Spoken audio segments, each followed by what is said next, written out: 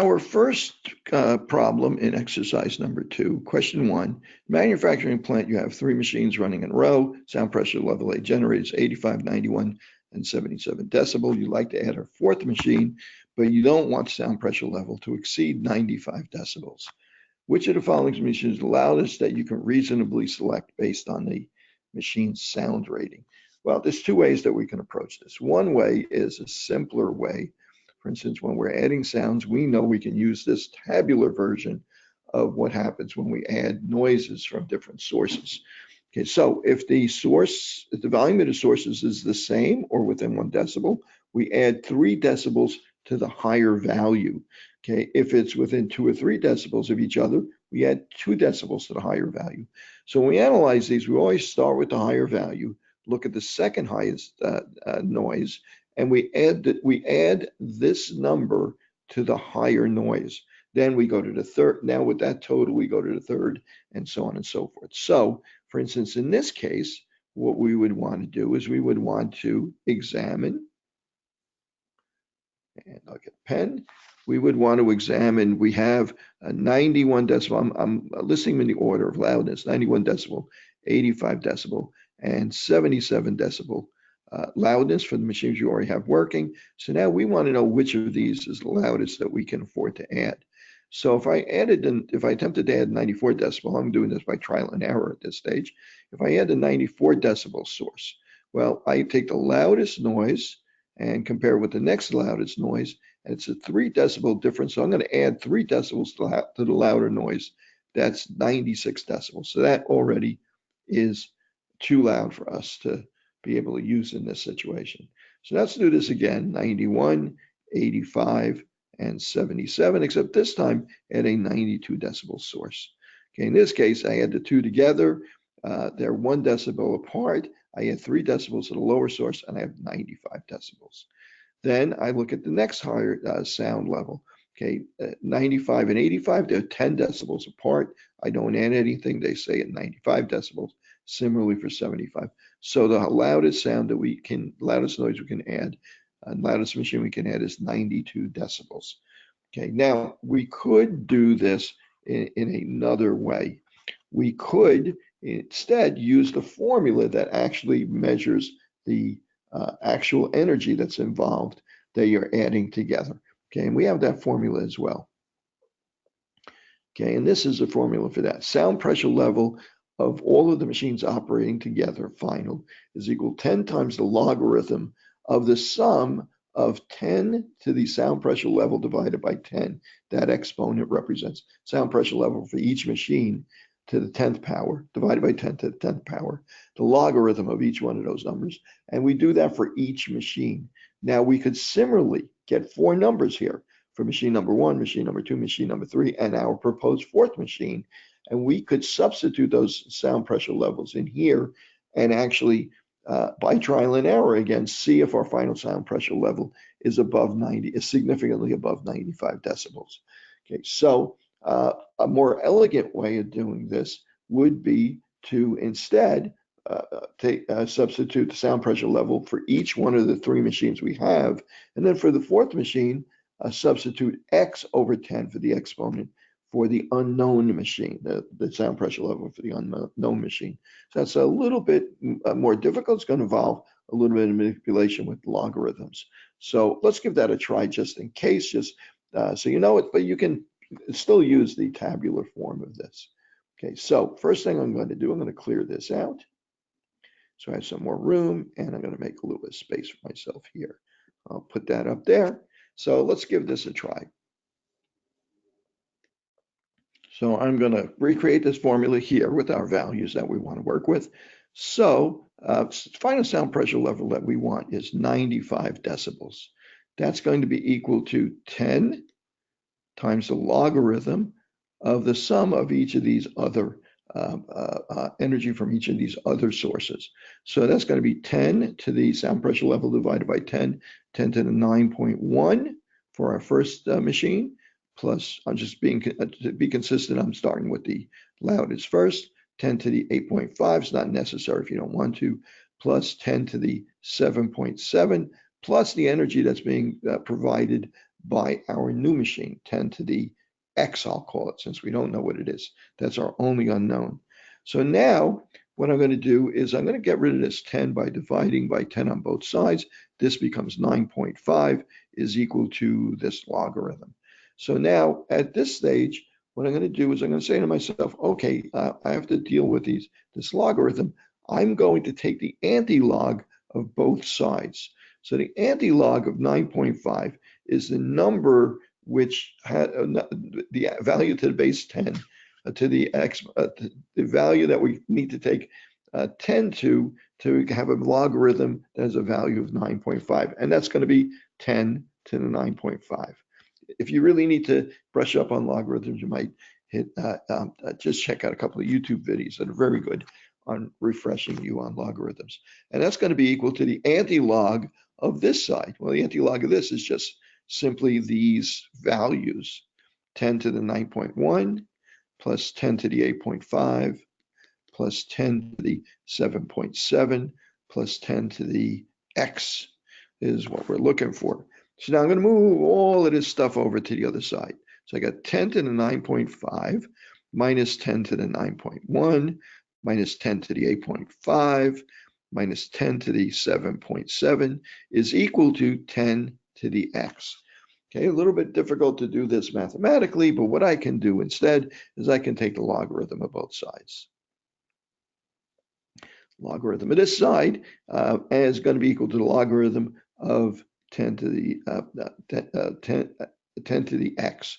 The logarithm of 10 to the X is just simply X. So now we have to find the logarithm of this number. For that, to make things a little simpler, I'm going to use Excel to help me out.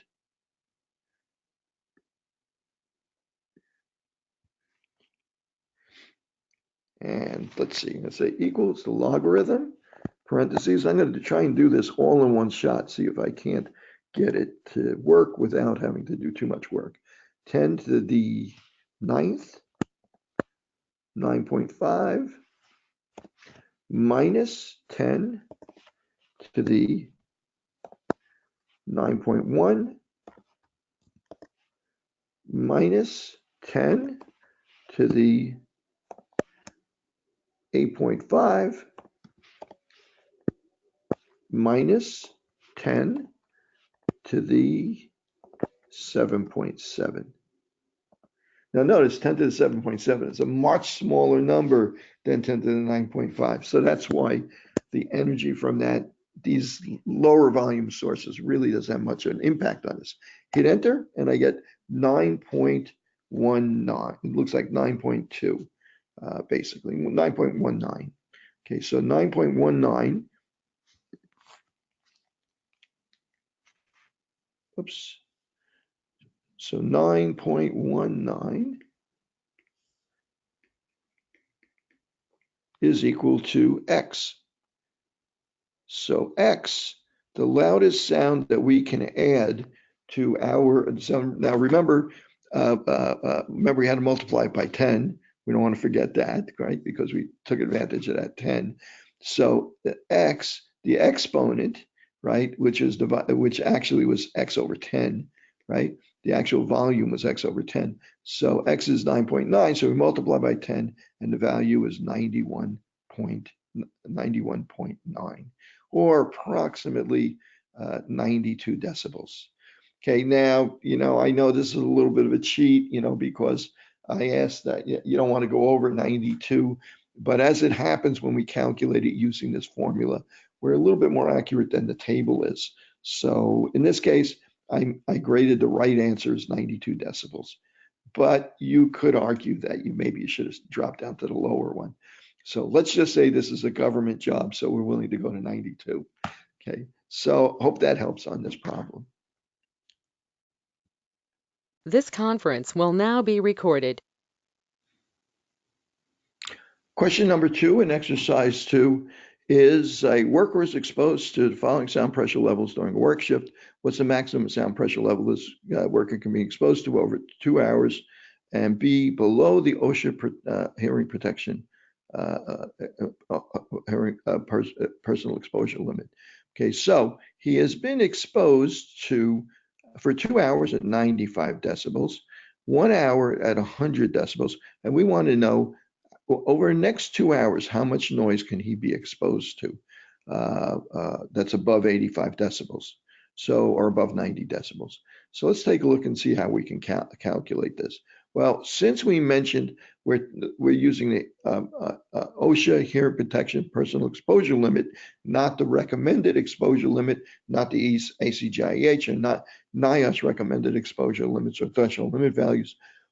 We're going to stick with the OSHA chart for this particular problem. In practice, you probably would want to be more conservative and use the recommended exposure limits instead.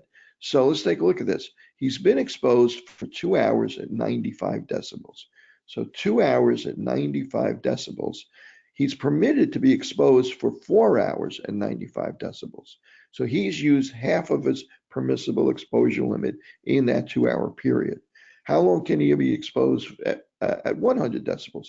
Well, 100 decibels, he's allowed to be exposed for 2 hours for an entire day or entire day.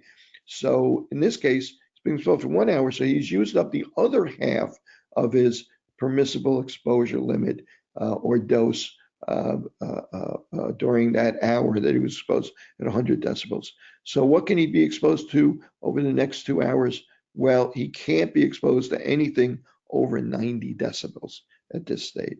Okay, so I can't see what the third answer is there, but he has to stay at 90 decibels or below for the remainder of the day.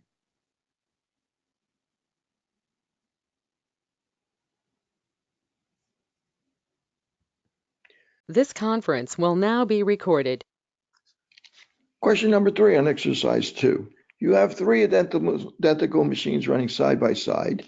Their combined sound pressure level output is 92 decibels at a distance of 1 meter. Calculate the sound pressure level for each machine in decibels. So we don't know the exact output for each individual machine, but we know combined they're 92 decibels. Okay, so let's take a look at how we might solve this. We have a formula that we can work with. Okay, so here's a simplified formula that multiplies multiple sources of the same sound pressure levels. Okay, so final sound pressure level is equal to the sound pressure level of each individual machine plus 10 times the logarithm of the number of machines. Okay, number of sources, sound pressure level. So in this case, we're looking for the final sound pressure level of 92. This is our unknown, and we know we have 3 machines. So if you want, you should stop now, go and do the problem on your own, see if you can solve it. And if you have any difficulty, you can come back for the solution starting now. Okay, so let's give this a try. I'll get some ink, and let's see what this number is going to come out to be. So the sound pressure level final is equal to sound pressure level initially plus 10 times the log of the number of sources. So this is going to be 92. It's going to be equal to our unknown on sound pressure level, okay, plus 10 times the logarithm of 3. Okay, so let's get out a calculator.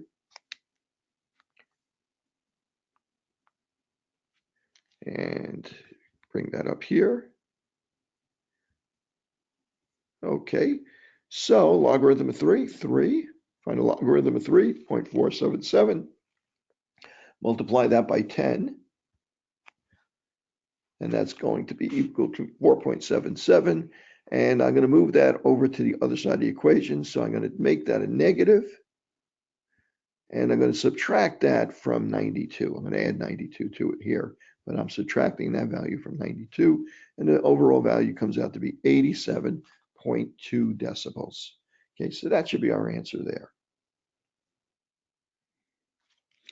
Exercise 2, question number 4.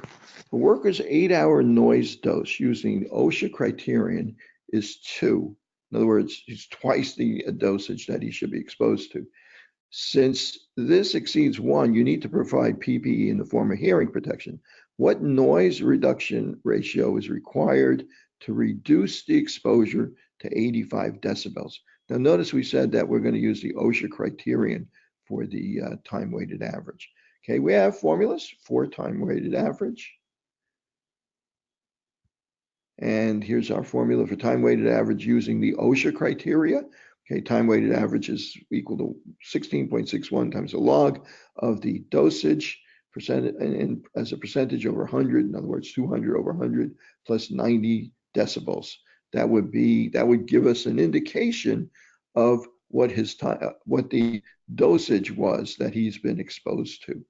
Okay, or what the time-weighted average was for that dosage that he's been exposed to. If we were going to use ACGIH time-weighted average, we would use this formula instead. But since we've been told we're going to use the OSHA criteria, we're going to stick with this formula. So this will give us the amount of noise, the level of noise that he was exposed to, the average level of noise he was exposed to during that period of time when he accumulated this dose. So let's give this a try. I'll try and do it from memory. See how successful I am. So it's going to be our noise reduction rate minus 7 over 2 is going to be equal to the sound pressure level that we're going to wind up with, the amount of attenuation of the sound pressure level that we're going to wind up with. So we need to reduce from 95 to 85 decibels. So we need a reduction of 10 decibels. Okay, so let's multiply by 2 across here to get rid of that. So our noise NRR is equal to 20, minus 7 is equal to 20. Okay, move 7 over to the other side. So we need a noise reduction rate for our device, for our hearing protection device of 27 or better in order to get our noise, protect our worker down to 85 decibels.